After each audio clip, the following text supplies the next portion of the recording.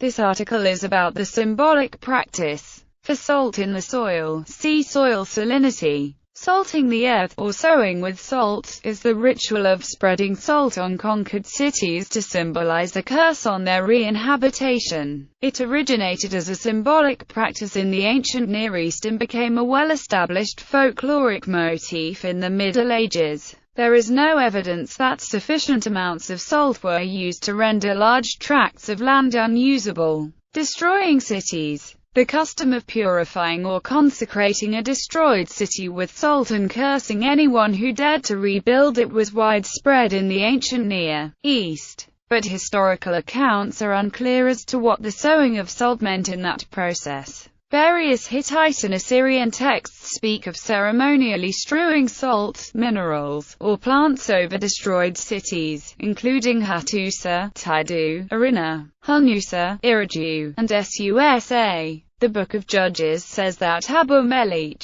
the judge of the Israelites, sowed his own capital, Shechem, with salt. 1050 BC, after quelling a revolt against him. This may have been part of a harem ritual, starting in the 19th century. Various texts claim that the Roman general Scipio Aemilianus Africanus plowed over and sowed the city of Carthage with salt after defeating it in the Third Punic War, sacking it, and forcing the survivors into slavery. However, no ancient sources exist documenting the salting itself. The Carthage story is a later invention, probably modeled on the story of Shechem. The ritual of symbolically drawing a plow over the site of a city is, however, mentioned in ancient sources, though not in reference to Carthage specifically. When Pope Boniface VIII destroyed Palestrina in 1299, he ordered that it be plowed, following the old example of Carthage in Africa, and also salted.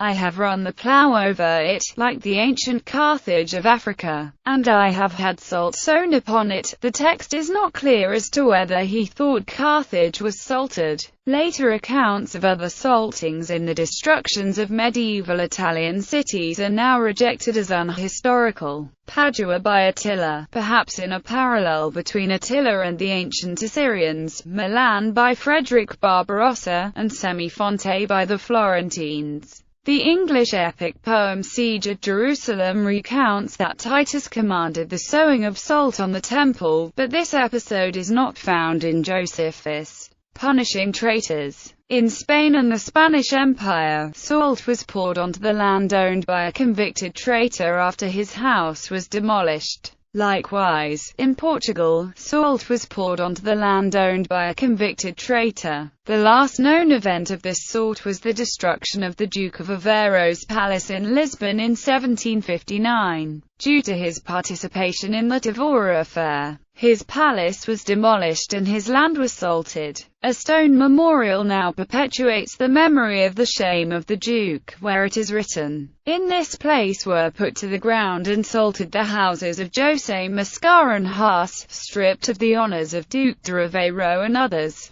put to justice as one of the leaders of the most barbarous and execrable upheaval that was committed against the most royal and sacred person of the Lord Joseph I.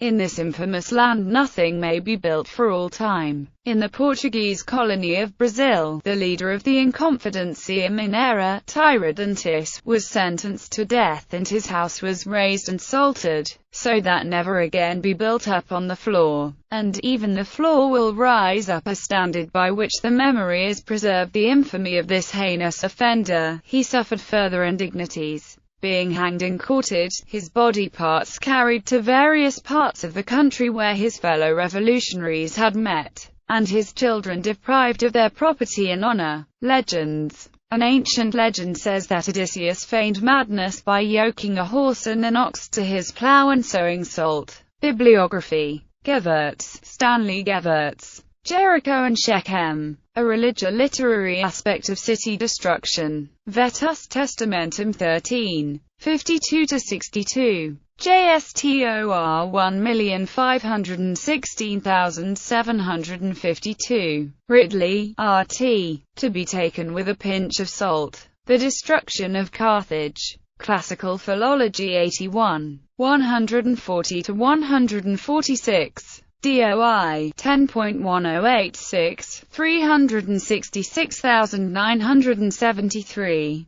JSTOR 269,786. Stevens, Susan T. A Legend of the Destruction of Carthage. Classical Philology 83. 39-41. DOI 10.1086 367,078. JSTOR 269,635. Vigener, Paolo. On the Destruction of Carthage Again. Classical Philology 83. 41-42. DOI 10.1086 367,079. JSTOR 269,636. Warmington, B.H. The Destruction of Carthage. A Retractatia. Classical Philology 83. 308-310. DOI 10.1086 367,123. JSTOR 269,510.